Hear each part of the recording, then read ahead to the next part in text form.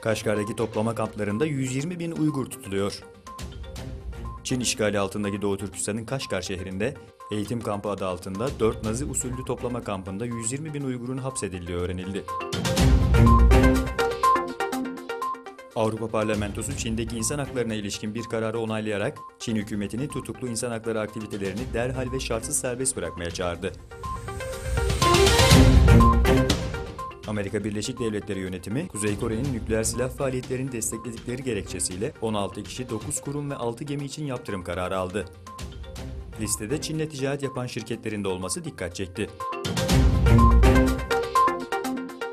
Çin'den gelen ekonomi delegasyonu ile görüşme gerçekleştiren Suriye Ulaştırma Bakanı Ali Hammud, Çin ile ilişkileri ülkenin yeniden inşa sürecinde güçlendireceklerini söyledi.